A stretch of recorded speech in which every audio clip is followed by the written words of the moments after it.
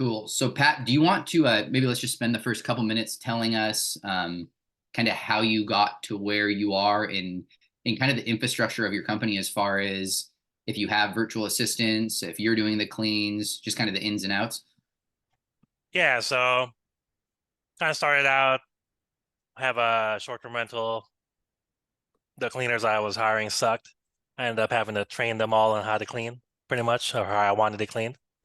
So then I figured out, and then I was in a different real estate group with Logan, sub two, and he was talking about, hey, I just started my cleaning company, blah, blah. So I was like, and he was telling other people, you should start your own too. So I was like, oh, you know what, I should do the same thing. So yeah, so fast forward to September last year, just decided to, s- to go, grassroots, start building our own company right now. So we kind of up and down with how many cleaners we have, averaging between 1 to 4 at any given time. Right now, I still have to do a lot of the like training, so in-person training. So I actually have to go out there and train the cleaners that we have. We still have a pretty high churn, so we're trying to fix that. And then, yeah, so right now, no VA. I'm doing all the sales. That's a big struggle right now too. So that's why I'm starting to see a lot of constraints in my business as far as uh, not having the right people on board. So that's why I started to go. Of course, I subscribe to acquisitions as well as a way to grow. So as far as like growing exponentially versus the linear route of doing building piece by piece. So now I've been searching for other cleaning companies to roll up into mine or vice versa. So that's where these two. So I've talked to, I mean, my first reach out. So I've talked to these two people that reached out and said they were interested. So the companies that we're actually going to look at is just going to be, one of them's been around for, I don't know, 10 plus years with like, and then the other one's just fairly new, but they have a, just from their financial, they have a pretty kick-ass system that I'm trying to take. So yeah, Okay. that's where we're at. Nice. And your company, Pat, started in September. Yeah. Okay. And are you like if one of your cleaners call out, would you actually go do the clean or are you canceling the clean at that point? It depends on what type of clean it is. So if it's like a maintenance clean, I'd probably go do it myself just because it's quick and easy. Okay. In a maintenance clean being like a recurring client, they come Yeah, like every recurring two client. weeks, every month. And does anyone ever have an issue with a male being their cleaner? No, I mean everyone I talked to is pretty awesome. I mean they've never really questioned it or anything like that. I mean because I'm the one that talks to them on the phone anyway, so they already Yep. know who I am. So I think that helps a lot for sure. And otherwise, if are you ever like actually scheduling yourself cleans or you're just kind of backfill? backfill, I don't want to be out there. Yep. Okay. That makes sense. And your cleans are mostly short-term rentals or what are most of your clients? No, right now I've been staying away from short-term rentals. I only clean my own. And then yeah, because right now it's all residential. Short-term rentals, there's so many restrictions as far as timing, quality. So Yep, I would agree. When we first started, I thought I was like God's gift to sales, and I won like probably 45 short-term rental clients like in like a week. I mean, I was crushing it, and I created like a nightmare because they only want us there from 11 to 3 every day, yeah, right? So all my cleaners were pissed because they were getting like super short hours. It was super specific when they needed to be at certain places, and then sometimes I needed them to bounce back and forth real quick, and if one of those cleaners ever called out, then I was cleaning. And that was hmm not why I bought this business to be a cleaner. Um, Not that I'm above it, I'm just not very good at it and I don't enjoy it. So it was not a good scenario. And so we just had to fire all of those clients. And the long-term residential we found to be much, much better. yeah, exactly. Still though, when for us, like a thing we're running into right now is every time one of our cleaners calls out, the most of the time the client doesn't want us to send somebody else. They're like, well, no, I know Rebecca and I want her and nobody else. I know she knows my dog, she knows my kids. I know she's not going to steal. So anytime someone calls out, it's just lost revenue for us. Oh, really? So that has been a pain point, and that kind of pushed us to getting into the exterior cleans. Like they don't know the dude that's cleaning their windows. It doesn't matter Mm, who shows up and cleans it. It just matters that they get a clean window, right? hmm. So I'm losing a lot less revenue on that model, but it all folds up under the exact same roof still. So Pat, what sale? Well, then we'll jump into the financials. But what sales wise, what are you doing? Like, what did you do last month, ballpark? I mean, right now we're just still averaging about five Five to thousand a month. 5 to 7 Okay. And you're these two companies that we're gonna look at today are both off market or are they listed? off market. Both off market. So you just picked up the phone and called them and said you're buying this. Uh, no, I went from your training, fucking just started emailing. Nice. Not even like just their info at whatever. Yeah, it's crazy that it works, huh? Yeah, yeah. And I've done a then lot of sales and I've never I seen was, anything. yeah, I was surprised like the response they called me. I was like, oh, okay. Sweet. It's incredible. I just don't think that a lot of people didn't know they could sell their business, but they're definitely not getting pitched it. So it's a if nothing else, I think it's a flattering phone call. So if you're doing $5,000 a month, obviously I'd assume there's gonna be some growth, but end of 2024, you're probably on track to do 60,000 to $80,000 in sales. Is this your full-time job No, probably most of my income comes from my short-term rental, but that you're managing or you own one? I own one. Okay, perfect. But if you're going to do this, it would make sense to make money, right? Yeah. That is hard to argue. So what? And then we'll dive into this right after this. But what's your goal in 5 years or when this company's perfect? Like, All right. do So you first want, goal is, I mean, right now my goal is to make double of what I was making in my previous W-2. So before this, I was a mechanical engineer. So, okay. yeah. So my goal right now is to make 10K in profit.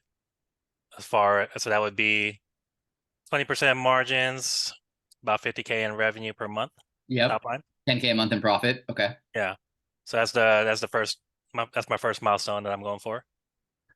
And then after that, obviously 83K plus. Perfect. Yeah. Making $1 million company. So the first kind of landing pad would be $50,000 a month in sales, assuming that that's going to bring you home 10K of profit. Yeah. Okay. I mean, there's no doubt the fastest way to get there is through acquisition. I kind of feel like you can buy any company, you can't buy every company. So this Hmm. is perfect that we're looking at these two different companies right now. So let's see which one would help get you there. Do you know? Let's just start with the first one. Do you know? Did they give you an asking price? Like, what kind of information do you have about this company?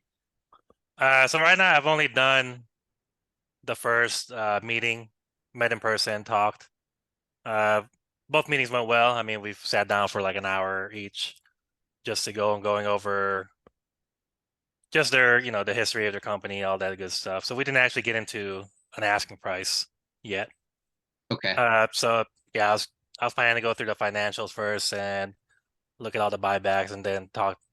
And then in the second conversation, after I get clarification on some of these line items, then I was going to ask him about what they were going to ask looking for. Yeah, Uh, that's perfect. And you'll definitely have some questions. yeah, because the first person, the other one, the one that's only been around for a year. I Yep. mean, he's asking for a 2.5 multiple. I'm like, no. Yeah. We'll tackle that, but I would agree. I haven't really looked at these because I wanted to do this with you rather than coming in at an advantage. As far as employees, do you know how many employees this guy has? This is the guy you said was in business for more than 10 years. Yeah, so this one they have a mix, they have a hybrid model. Uh, part so their commercial side is all contractors, and then I think they have about 6 to 8 W-2 employees. 6 to 8 W-2 employees and a handful of contractors that do their commercial. Yeah. Okay. And is their commercial kind of like uh like automobile places and banks and stuff like that, or We didn't really what kind break of it down commercial to work? like what type of businesses they're serving. Because right now, Okay. I mean, from what they told me, they pretty much had to shut down whatever they had set up before, and then they're rebuilding their commercial side right now. So they're starting Okay. over from scratch, pretty much. Okay. but they've been around for 10 years. And as far as the owner's involvement, is he cleaning? Is he doing payroll, customer service, ordering inventory? Do you know how active he is in the company? So there's two co-owners, husband and wife. As far as I know, they I think they're pretty active in the company. One of them, the husband, is still going out doing quotes. He's still out there managing. I think he might be even going to like to the job sites and managing some of these cleaners because I think as far as like some of their jobs, some of the houses they're serving are like 24,000 square feet mansions in La Jolla. Oh, okay. Yeah, so they have like a ton of people in there, you know, actually doing the service. Okay. And do you know how he charges? Does he just quote for a job? Does he charge hourly? Do you know Uh, how much he's making per hour? I, I'm not sure exactly how they're pricing it, but I know they on an hourly basis I asked them that they said about 75 an hour that they're Okay, charging. that's pretty Yeah. healthy margins for cleaning. Perfect. So anytime we're looking at any sort of business opportunity, obviously the more information we have, the better. In the perfect world, we get it prior to looking at financials. At the end of the day, it doesn't really matter. We can look at the financials, we can come up with our questions, we can come up with our questions in relation to the financials, and then get that information on the second conversation. I do think it would be foolish for you to read this and then go make him an offer because I don't think you understand all of the nuances of his company yet. And Hmm. given what some of those answers are, will really change kind of what the value is. But today we can definitely come up with a rough draft of what we think the owner's net income, what the seller discretionary earnings is. And then based off that with your conversation, you can just decide what kind of multiple you want to put on that when you're making your offer. And a lot of that's just gonna be around how active is the owner, and then how easily replaced is he? And Patrick already has some systems in place. How many of those systems that he has in place can just absorb what the owner is doing over here? So I'm going to treat it just like any other P&L. We have three of them here, so we have 3 years worth of profit and losses. So this is how I would look at it when I have three. I would actually print it and put it all in front of me just because it's easier to analyze. But super quickly, the first thing I want to know is just, is this company growing or shrinking? So 2021 being the first years of profit and loss we have. For anyone that's just joining us for the first time, I'm going to just point out a couple of the key line items we're looking at. On every profit and loss statement, we call it a P&L. It says profit and loss across the top. We have one full year here. It's going to be broken down by income, which is another word for revenue or sales. We're going to have for this year, for 2021, they had $254,000 of total income. And then below that, we're going to have all of our expenses for the whole year. And then at the very, very bottom, we're going to have our net income, which is the money that's left over, which is $75,000. So went too far. On $250,000 in sales, 75K left over. It's not bad margins at all. Let's use my fancy calculator rather than just guessing here. 75,000. Yeah, it's like 30% margins while paying labor and everything. So that's not bad at all. So 2021, they did 254 in sales, 75K profit. 2022, scrolling up, I can already see they did a lot less profit. 2022, they did 325,000 in sales and 57,000 profit. Interesting. That is significantly less. I wonder why. We will scroll through all that and get the answer in a bit here. And then the most recent year, they dropped like over $100,000 in sales. So they did this total income here. They did $200,000 in sales this year, $212,000, and they made $60,000 in income. So an immediate question would be like, why this year did they drop over $100,000 in sales? But they That's when made that's actually when they started dropping all their past commercial clients and then started rebuilding it. okay, and so maybe their commercial clients were at too low of margins. Yeah, I think that's what it was. Because They yeah, just they dropped 100K in sales and made more money this year. yeah, that's why they said that it didn't make sense for them to keep their contracts. Okay, so it's good to have the story behind that, right? So I'm gonna look at 2021, 2022, 2023. I'm gonna look at each of them independently, then I'm gonna compare them to each other, and then ultimately it would you could argue that it would just be an average profit over the last 3 years. That would be your seller discretion earning that you would do the multiple on. I like to put a little bit more relevance on 2023. It's much closer in time. It's much more relevant. It's a better 2023 is a better indicator of what this year is going to look like rather than 2021. However, if sales were way higher in 2021 and then drop down in 2022, or uh, if there is anything that skewed it any sort of different direction, I would also use that to my advantage as a buyer, looking at it as that is a weakness. And well, I don't know, man. In 2021, the company was great, and then 2022, you guys absolutely tanked. Now in 2023, it looks like it's gonna come back out of it. But what kind of assurance do I have that that's not going to happen again in 2024?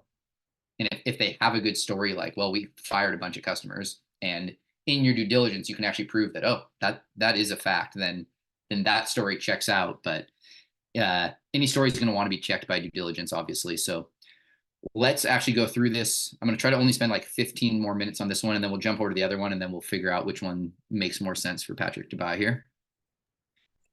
So 2023, 200K in sales, all of our expenses below that.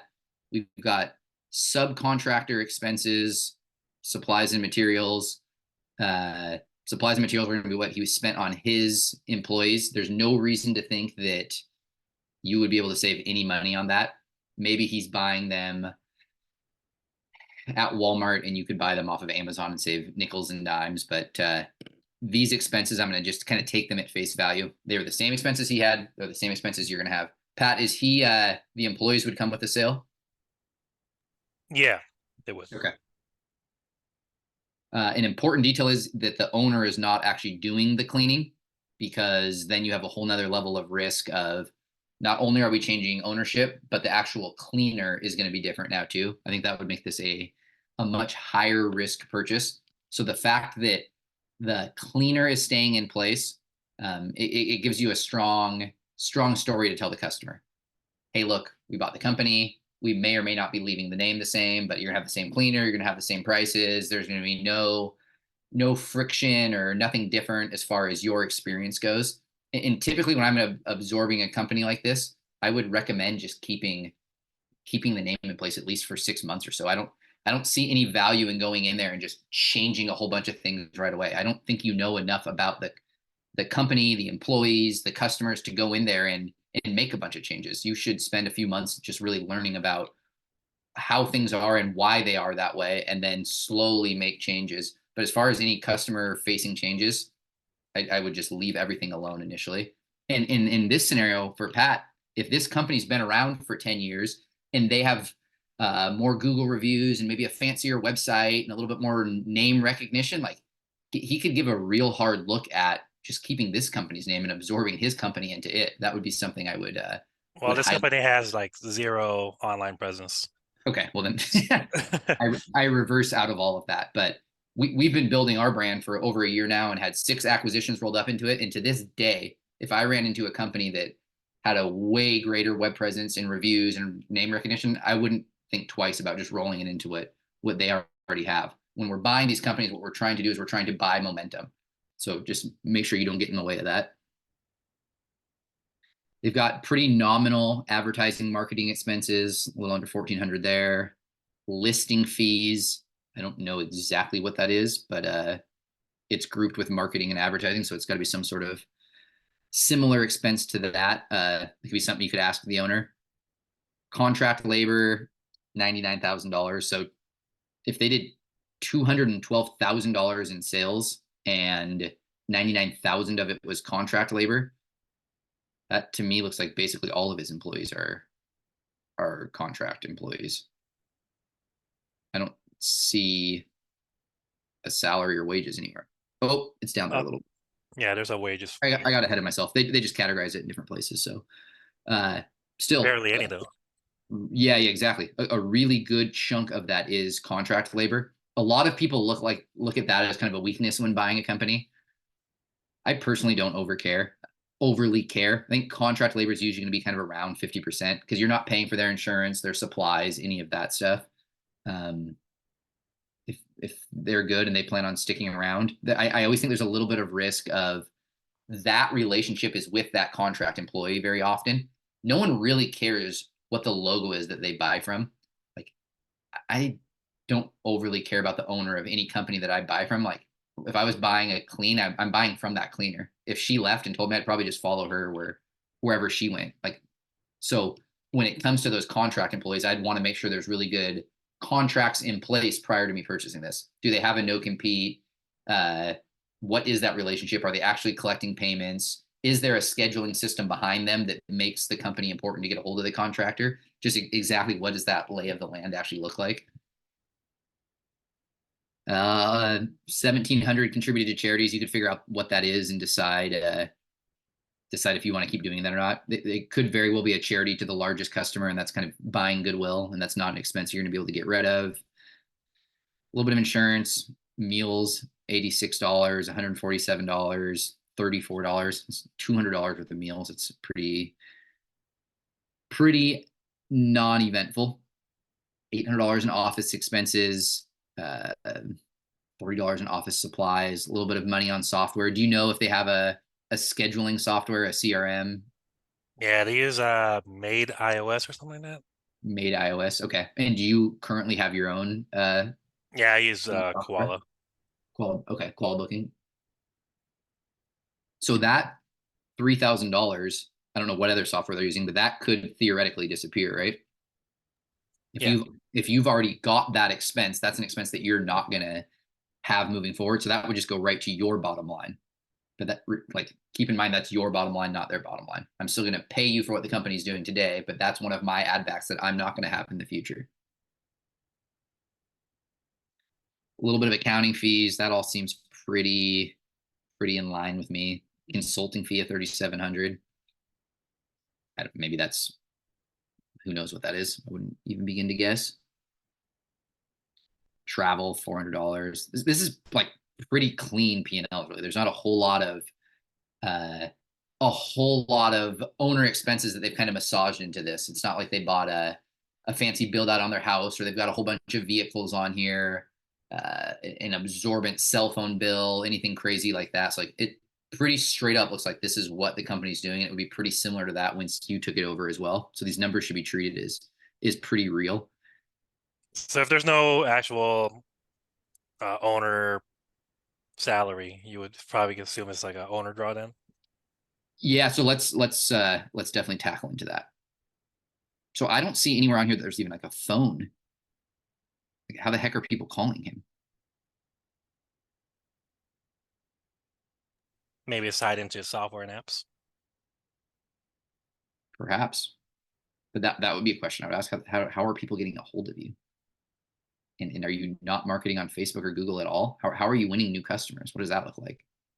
They don't do any marketing. They all through BNI relationships. BNI? Yeah, Okay. So that's like a big networking group where you sit in a circle and go around and pass referrals around. pretty It much. works well for some people. I hate that. It feels like those like super forced like elevator conversations. Um, but I guess for a house cleaning company, that's probably not terrible because that's an easy referral to make. For other expenses, there's some like checking stuff. I would definitely just question what is that? A vehicle expense of $66, vehicle gas and fuel, $3,500. You could ask, is that if most of your employees are contract workers, that's probably not for them. So maybe that's kind of a personal life or a personal benefit where the family and their children are all on a gas card on the company account. I don't know. At the end of the day, like I wouldn't go through this and see, oh, there's a lot of ad backs for the owner. To me, I look at this and it's like, all right, the net income of $60,000, that's how much money the owner made this year on it. So the owner sold $212,000 and the owner made ballpark 60, maybe $65,000 total. I see nowhere where he paid himself on here. You could look on the balance sheet if you were to get a balance sheet, which I would definitely look at prior to buying this company. And there you can see if the owner was taking draws or anything like that.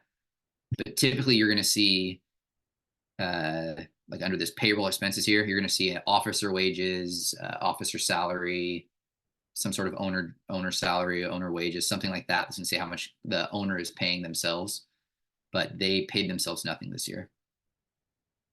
I mean, you would only see that if they were like an S corp or something, right? Uh, yeah, and ultimately they're going to talk to their accountant and they're going to decide what makes the most sense as far as if they want to pay themselves via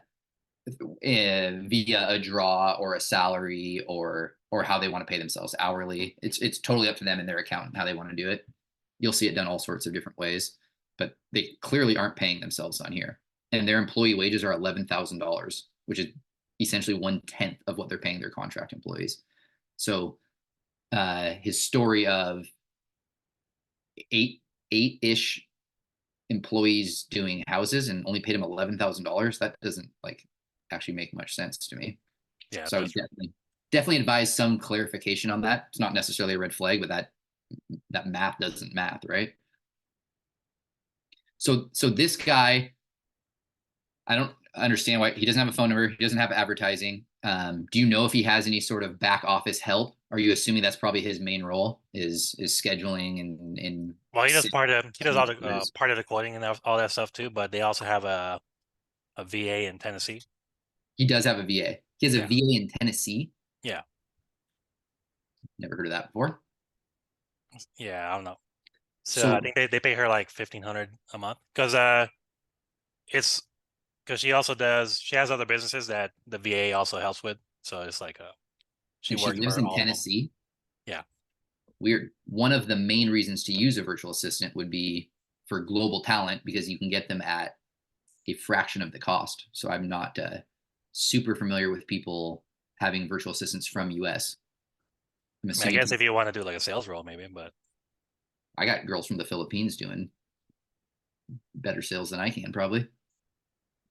But I guess it's up to you. I would not hire a US based VA probably. However, if they are doing a sales role and they're really good, and I don't know what Tennessee's minimum wage laws are, maybe that's a super cheap minimum wage, and it's actually not that big of a delta. But that would be something that, as a business owner, if I were to buy that, I would take a real hard look at what am I paying this person per hour.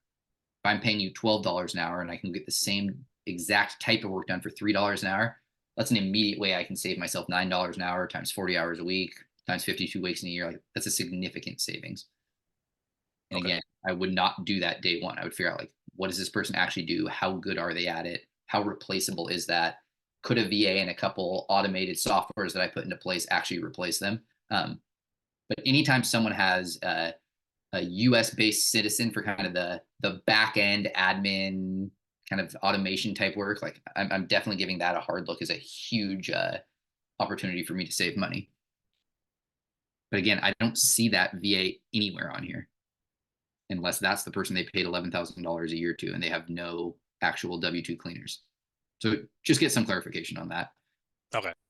Does it feel like it's in a place where you would be the one to make an offer? Is that kind of where did the conversation leave off at?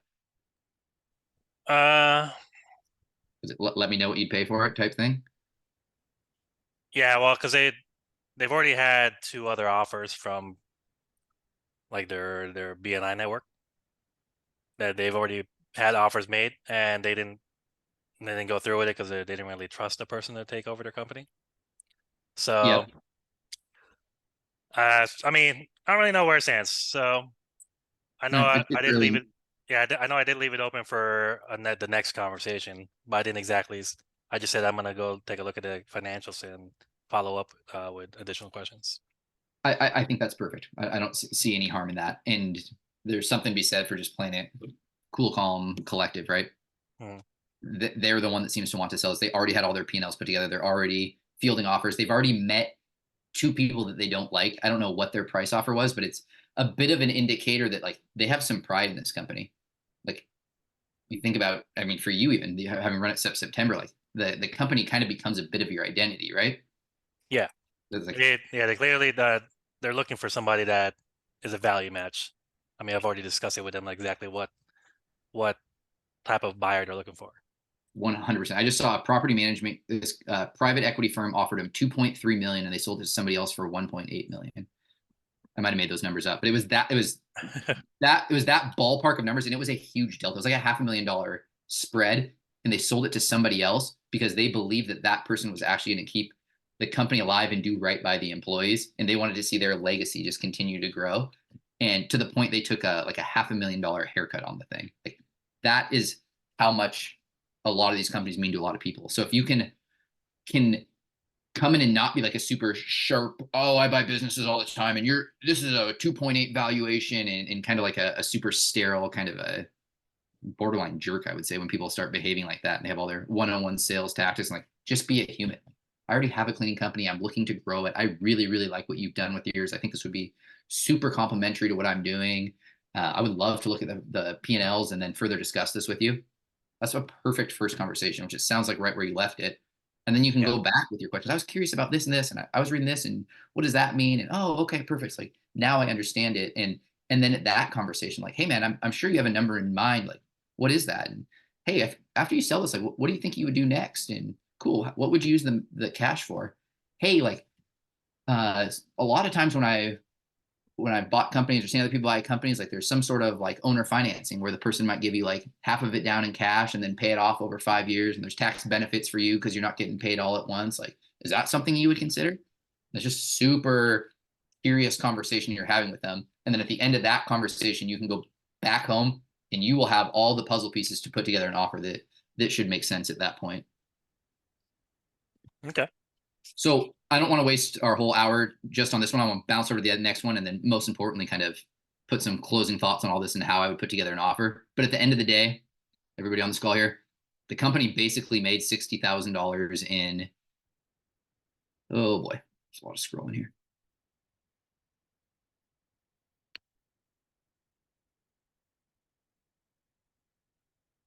There we go. Basically made $60,000 in 2023. When I look at 2022, it said like $57,000. Going through this super quickly, just looking to see if any number really jumps off the page to me. Their contract labor was over $200,000, which is way over 50% of their total income. So I can see right there why their margins were so low. Their sales went up about $100,000 more than 2023, and their contract labor went up $120,000. So obviously they were completely misquoting jobs. So that actually totally checks out with this story. If everybody can see that here, the total contract labor is $220,000 on 325K in sales. That is totally out of line. And then all these other little contributions to charity, almost $6,000. Be curious to know what that is. Little business insurance. Nothing crazy. 37 cents in Venmo fees, like software $2,400. Wages for employees, $3,400. Like, again, who are your W-2 employees that you're paying that low? End of the day, it's all in line with the year before. They made $57,000 for the last 2 years. I'm going to say they made $60,000 a year. Pretty simple. And then in 2021, they made $75,000. As a seller, I would definitely want you to consider that I made $75,000 3 years ago, and here's the potential, yada yada. As a buyer, look, the last 2 years you made $60,000. What you did 2 years ago, you're not doing anymore. The trajectory you're on says this year will make $60,000 unless something changes, and that's something that's going to change is me. And when I make the changes, I should be the one that's benefited for it. I think the paper proves clear as day. The company's making $60,000 a year. Not to keep in mind too, if this owner is super active, there's going to be some expense to replace that owner, right? Do I need to hire a full-time employee to replace them? Do I need 2 part-time employees? Is the owner doing any sort of cleaning where I might need a cleaner and an admin person? If Patrick already had an infrastructure set up that had multiple virtual assistants and different layers of management, then he's not going to have that expense when he absorbs this. But there's a very real chance that Patrick's either is Yeah. Patrick fine to call yours Pat, your preference? Just use Pat. Pat's fine. That's fine. Okay. So Pat's got some like very real either time expenses or real actual dollar expenses with the acquisition of this company for sure. So $60,000, you might deem that, that's closer to $30,000 or $40,000, but you don't know that answer until you talk to the guy one more time and figure out really how active are you and how much do I think it's going to take to replace you? Or are the exact roles he already has, are they what you're already doing for your company anyways? And you could just personally absorb them and it's not going to be that much more time. But even if that's the case, and it would cost $30,000 to replace him, I would say that costs $30,000 to replace you. So your company is actually, after you're replaced, it's making $30,000 a year at that point. And I'll give you a 2 multiple of that based on XYZ, right? I think it's hard to pay a 3 multiple of this, even though it's small, just because it doesn't have the proper infrastructure in place. The company's not growing. Uh, you have to replace the owner. When you buy this, I don't think it adds a whole lot of firepower to your existing company, right? Yeah, not really. Is this geographically make a lot of sense? Is it right in the same market you're already servicing? Yeah, we're pretty much the same market. And honestly, the only thing I would benefit from this is their recurring clients and their employees if they truly have W-2s. Yep. And even if they're contractors and like they're still going to want work. I think the employees is such a like Passover part of these acquisitions. I love buying really good employees. I'm getting some contracts and I'm getting awesome labor, which, as you said earlier, is the hardest thing to find, right? All right. We got a pretty clear understanding of opportunity one, opportunity two. We'll go through this one a little bit faster. Kind of a makeshift P&L, right? This guy's only been in business for, it looks like he started March of last year, which means he's literally been in business for exactly 1 year. Does that sound right, Pat? Yeah, so he's only been in business 1 year, but they're freaking killing it as far as like on their online presence. They have over 160 5-star reviews, Nice. and That's their definitely worth something. yeah, it's like their online review presence is crazy. They're, I mean, and I mean his numbers look freaking amazing. So he's all subcontractors, and he He is all has subcontractors. Okay. yeah, and he has a VA that does all the sales. So he's pretty much hands off. As he says, he only checks in maybe about 4 hours a week. Money. He's got VAs. He's got infrastructure in place. I see some of the softwares he's got in place. Like Yeah, the so we weird have thing the is, exact same thing. nice. The weird thing is he's only been around for 1 year, but this looks like more of a company to me than the other one. Not like a Exactly. discount of the other one, but the other one seemed very kind of grassroots, organic, Mom and pop high type thing. owner involvement, not a whole lot of systems and automations in place. But I mean, look at this person's sales. It started in March. They went from 4,000 to 6,000 to 11 to 21. Like they're almost doubling month over month. 24, 27, 30, 21, 29 in December. Those are months where you'd be expected to go back down. Uh, they're kind of staying neutral in these months, but and this is part of the growth of a company too, right? They had explosive growth. It's going to level out. It might even drop a little bit, and then it's just kind of building up momentum for its next takeoff. All of his projections in yellow here are like kind of 10% growth every month. No, way less than that. Okay, so it's conservative growth. I think that's all pretty reasonable enough. Um, really, really quick growth, especially for a cleaning company. That's hard to do. So what this tells me is the guy was definitely not stuck working in the business, but actually working on it and putting good systems in place that were creating leads, hiring cleaners. Do you know how many contract cleaners he has? I think he has, I forgot the exact number, maybe 10 to 15. Multiple groups and then a few solos. Yep. Okay. Yep. Okay. That makes sense. And is geographically speaking, this make as much sense as the other companies? It's right in your same market Yeah, servicing. he's pretty much covering the whole county. Okay. Nice. And it would be the whole county's reasonable for you guys to drive to. I assume most counties are. I mean San Diego County is freaking huge. Yeah. So Oh, is that where you are? yeah, Okay. yeah. Okay. So would some cleaners not service from the South County to the North County? Is it Yeah, a different thing? I'm assuming he has territories laid out, and the VA does all the scheduling, all the sales, so it pretty much does everything. Yep. Okay. And with that many contract employees, it would be super interesting to ask him like, are you at a place where you can take on more business without needing to hire a new cleaner?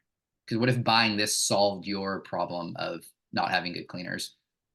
What if their current schedule has 20% availability still on it, and your whole company can just kind of absorb into this one?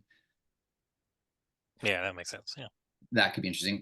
Someone asked earlier about or made a statement about the labor should be under cost of goods sold, and yes, that is true. But oftentimes when people are doing P&Ls on these kind of small home service based companies, the expense just kind of falls where it falls. Uh, but yes, I would agree with you. Um, okay, so let's look at this. Revenue obviously is what it is every month, growing impressively. Labor costs should be going up in alignment with the revenue, which just from the naked eye looks like it does. It looks like it's right at around 50% every single month, which Yeah, is, he pays 48%. I was gonna say, perfect. That's right where it should be. Again, with these contract employees, your insurance costs are going to be super, super low because they've got their own insurance, their supplies, their gas. Like it's just close to, I'm just paying them what they cost, and that's all my expenses are for this company, minus a little bit of back end softwares and administration stuff. So insurance, yeah, $56 a month. That's almost free. $25 for a phone line. He's probably using phone.com or one of those big companies. GHL is go high level, I'm presuming. Yeah. Okay. And that's kind of their CRM system. Can they do scheduling through there as well? Do you know? No, he is booking koala. Oh, that's booking quality. Oh man, this is exactly what you're already doing. Yeah, exactly. So granted, it's only $57 a month, but you can get rid of one of those two subscriptions moving forward. And do you have a go high level account or no? Yeah. Boom, there goes $200 a month of expense right there. And on advertising, it looks like he's doing He's only doing Google LSA. Google local. Yeah. Okay. And it looks like he's spending between like 12 and 15% every month on that, which is, I mean, honestly, you could bump that up to 30% if you wanted to grow aggressively. But that all looks pretty good. Profit margins are going up, or margins are bouncing around, but the profit net income dollar amount's going up every month. These margins are pretty healthy. 34%, 28%. I think for a home service cleaning company, anything north of 25% is good. 30% is kind of like absolute perfect place to be at. He's got multiple months above 30%. He's running a pretty efficient machine. A lot of times when I'm trying to buy these home service companies, I'm really looking for companies that are ran a little bit sloppy, right? There's a lot of loose expenses that don't belong there, where I can pay you for what you're doing, but as soon as I buy that, I'm going to come in and clean up so much uh, unnecessary spend and tighten things up. Like this would be more of a play of you buying a really good system and probably plugging what you're already doing into it. This would be kind of your cheat code into having like a real legitimate fine-tuned cleaning company that's running itself. Yeah, pretty much the only reason I'm very interested in his just is he already built the back end system that I'm trying to build out right now. So I already want to cut out that. And he already has a system with contractors and everyone already built in where he has to like pretty much so he can just focus on growing the actual company versus working in it, you know? Yep, that makes a lot of sense to me. So I would, looking at this, like projections are what projections are. Like it could be true, but at the end of the day, it's going to be you growing that. So like if I were to take a ballpark idea of what I think is going to happen in 2024, I mean, the first 2 months he did 25K. I would conservatively just say, all right, you're going to do 25K every month. Times what I think it's 400 or 300. Yeah. $300,000 in sales at your 30% margins. Like the company is going to make 90 to $100,000 of profit. Uh, Again, I'd really like to just pay you for your last 12 months. Down here, you even put that together. Last 12 months, he did about 250 in revenue, takes out all of his costs. He had gross profit of 47%. After all of his expenses and everything, he had a net income of $80,000, 32% profit margin. That is a really healthy company. And I don't care that it's super small. It feels like, just from looking at this and from the conversation, it's got a infrastructure that could be built on. I don't know. I like this one better than the other one. As far as his asking price, what was it? 2.5x. 2.5x of EBITDA, also not even Yeah. seller discretionary earnings. Yeah. So I would say that's overpriced probably. Especially for only being It's around been in for a year. business. It's been in business for a year. At the end of the day, it's not really proven. Like to now be devil's advocate of everything I was just saying as a buyer, you've been in business for a year. You don't have actual employees. Uh, you say you're not involved. Like I'd have to really ask you a lot of questions about what your VA is doing and who's doing payroll, and really ask a bunch of questions to figure out how truly uninvolved I think he was. Because this money is without paying him.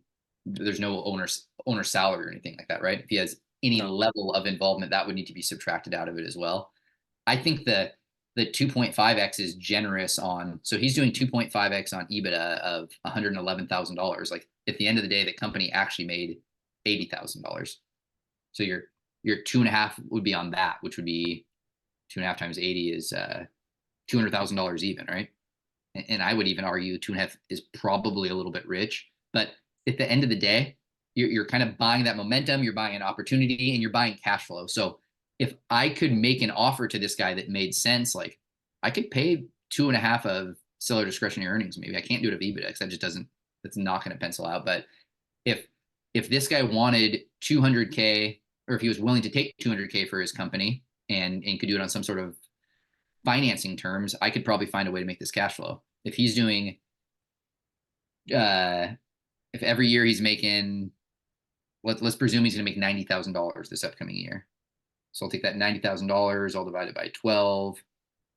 That's $7,500 a month he's making. Can I structure a deal where I could pay him back and have some pretty healthy cash flow to continue to grow the company and kind of hedge my risk? So when I look at $7,500, like honestly, in the perfect world, I'd like to pay him $2,500 a month until I can pay some debt off. So if he agrees to $200,000, could I pay him $50,000? This is where I'll go to my loan calculator here. So I can just go to Google and type in loan calculator, and I can just play around. It doesn't matter which calculator you grab.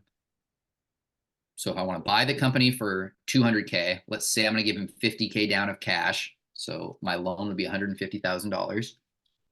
I don't think in any world he's going to agree to a 10-year loan, but maybe he'll agree to a 5-year loan. For an interest rate, I'm going to give him $0. I'm not even going to offer him an interest rate initially, and we're just going to see how conversation goes. Okay, this thing really wants me to do an interest rate. Just for the sake of figuring this out, we'll do a 1% interest rate. So that right there would get me to my $2,500 a month payment, which would still leave $5,000 a month of cash flow. So first thing that comes to my mind would be, can I make this offer and not offend the guy, right? The guy wants 277.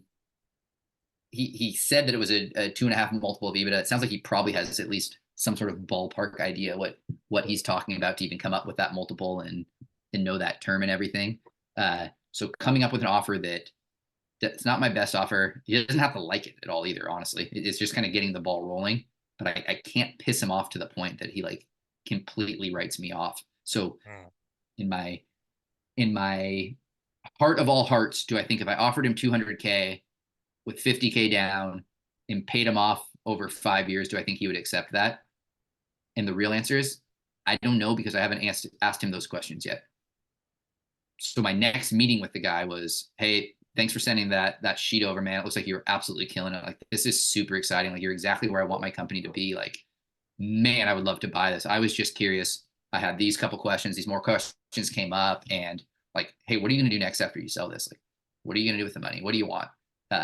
This where you might find out is like, oh, I'm going to move, and I just need 25K to put down on this. I'm just going to buy a trailer, an RV, and I'm gonna drive around the country for the next 5 years. Like, I just got out of a relationship, and I just want to be a nomadic warrior for a while. It's like, cool. How much is that RV going to cost? $40,000. I've already got it picked out. Let me show it to you. Perfect. Now in my head, I'm like, all right, if I give this guy 50 grand, he can pay for his RV. He's got some spending cash. And while he's not working because he's driving around, like, this guy would probably love $2,500 a month. And now I have a little bit of a clue to like, this offer might be good, versus, dude, I need to sell this fast. Like, I want to buy this house, and if I don't come up with the funds in the next 30 days, I'm not gonna be able to buy it. Like I need the $250,000 now.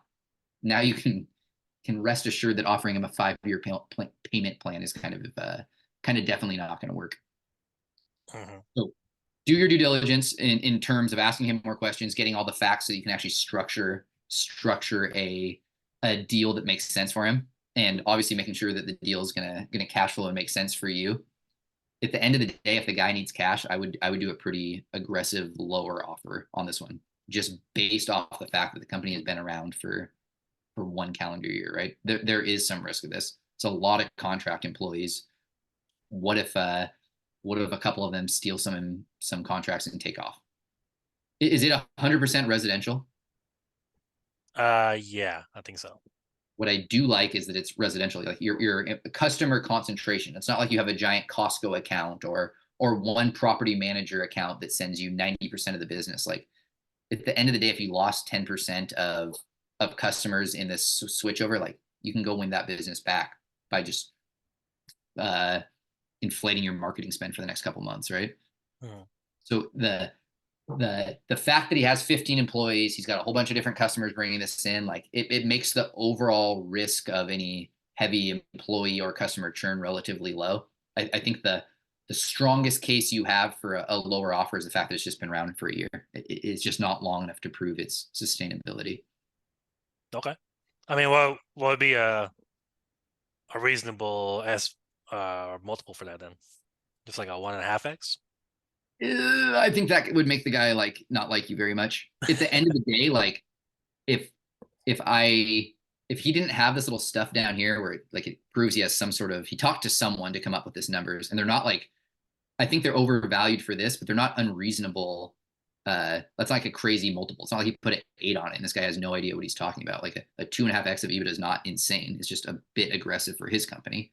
So I would I would really on this particular deal, I would focus on the cash flow. As long as the deal that I'm buying cash flows and I can really safely, I could afford to lose 25% of sales and still really safely pay that debt back every month. Like what I'm buying is opportunity here.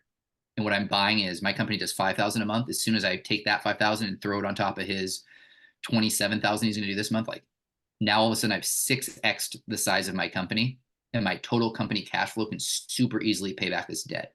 So for you in this situation, it's less about the multiple you're paying and more about how you're going to be able to service that debt. How can I structure a deal that's going to be really easy for me to pay back? Okay.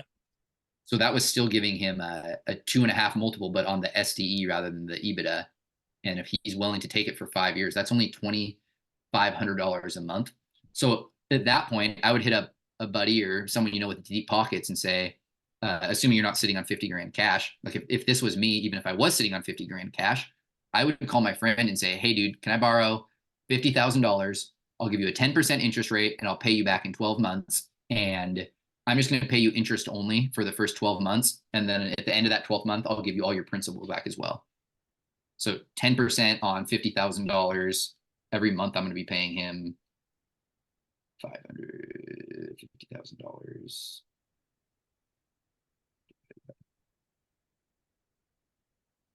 $400 basically every month. Hmm. And so Okay. that's not dipping. Again, the company that I'm buying has $7,500 a month in existing cash flow. I'm going to pay my buddy 500 of that, less than that. So now I have $7,000 a month of cash flow. And then my debt services to this guy that sold me the company is like between 2,500 and maybe $3,500 a month. I still have $3,500 a month of cash flow on top of that purchase. That money I'm going to bank every month. And then in 12 months, I'm going to pay my friend back. And now I don't have that debt anymore. And I just bought a company using none of my own money. And I used the cash flow to pay off that debt and to pay the seller back. It's like conceptually, it's brilliant. Your job as an investor is just to make sure you have enough room on it that the roof doesn't fall on you. If at the end of this purchase you're only making $1,000 a month of cash flow, I would say that's really, really tight. It's too rich of a risk for my blood because if a couple things go wrong, all of a sudden you might be upside down. Yeah. But you got 3,000, 5,000 a month of cash flow on top of that, and you borrowed someone else's money to get into this opportunity, like pretty special and not totally unreasonable. If the guy needs all the cash right away, then I would be like, dude, you've only been around for a year. I'll give you a 1.5 multiple. I'll give you a 150K or whatever that comes out to be, right? Okay, yeah, that makes sense. But I think from not knowing everything, I would still have conversations with both. Because at the end of the day, if you can buy that other company at an absolutely stupidly good deal, because you don't know what he wants, right? Yeah, I'm not sure what he wants. What if he sells it to you at a 1 multiple? We've absorbed a number of really small companies because the owner was just like, oh, I'm just so tired. COVID, I just don't want to build this team. I don't have the energy. And, I didn't know anyone would actually buy this from me. So I'll just sell it to you for this and just make it quick and painless. It's So like, so another concern I have with the first company is all their staff don't speak English. yeah, that would be a dream concern of mine as well. And then, because like the owner, he speaks Spanish, that's why he's like able to manage them on site. I'm like, well, how the hell am I going to do it? I was Well, like, that I'm would not be going an extreme concern. And what if one of them decide they want to just go start their own cleaning company? Hey, and not that that has anything to do with language barrier or anything, but that's another very real thing. There's a handful of employees, and one of them kind of wishes the owner would have sold it to them. They're like, why don't I just start my own company? I already have a relationship with all of these clients, anyways. Why don't we just go direct? And now your investment's real screwed up. yeah, So anytime an owner's super involved, like you could structure the deal as an owner financing with an earnout. Hey, as long as revenue doesn't, as long as I don't lose over 2 employees and 10% of customers, like I'll just keep paying you every month. But if a bunch of employees like do a mutiny on me and it's none of my own fault, or customers all leave in masses or anything like that, like then my purchase price just has to go down because I can't lose money on this, right? yeah, And they're not going to love that. They're like, well, if in 6 months you screw it up, I shouldn't get punished. And there's some validity to that, but like I don't know. I don't even speak the same language as the employees. You don't have any W-2 employees. Like I would hope to see a really strong non-compete contract that you have with these employees, but I don't know if he has that or not.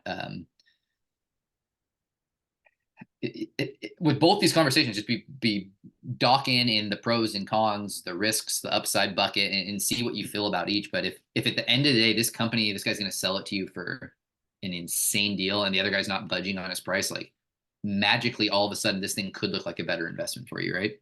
yeah. I just think if all things are the same, that the second opportunity looks stronger.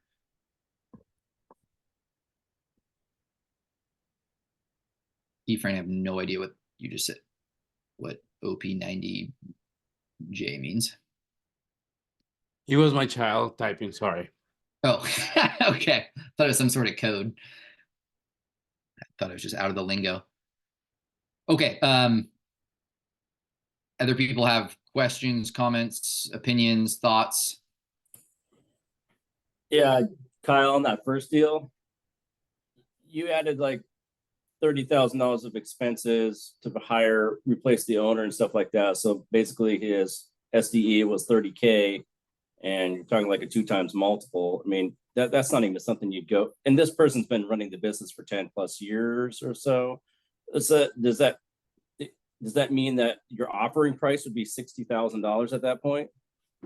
If yeah, good question. So if I deemed that what it would cost to replace him is $30,000, then yeah, if I was gonna give you a 2 multiple on that, I'd be offering you $60,000, which realistically to someone that's owned this company for 10 years is probably not gonna they're probably not gonna like that. No, not at all. I mean, extremely low odds. Yeah.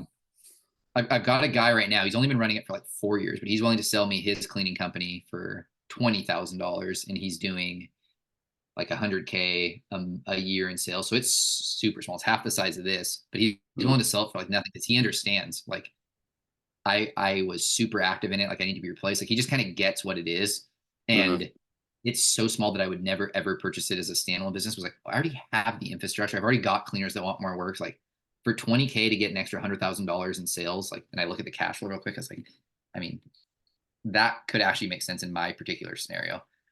And the owner gets it. But most people are gonna be like, dude, this could be a $2 million company once you take it over. We just need some new energy. Like you need to see the potential.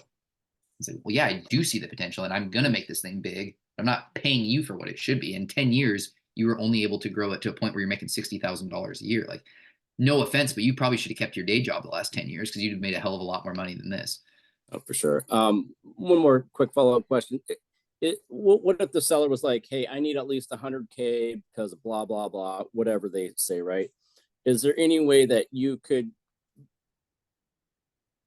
do some terms and some earnouts or whatever, however you would want it to make that worth, overpaying, for them, just off the top of your head, obviously every deal is different, every business is different. There's potential in different areas, but is there something just like some go-to thing that you could be like, hey, you know what, if you do X, Y, and Z, then I could be willing to pay you more for what this business is?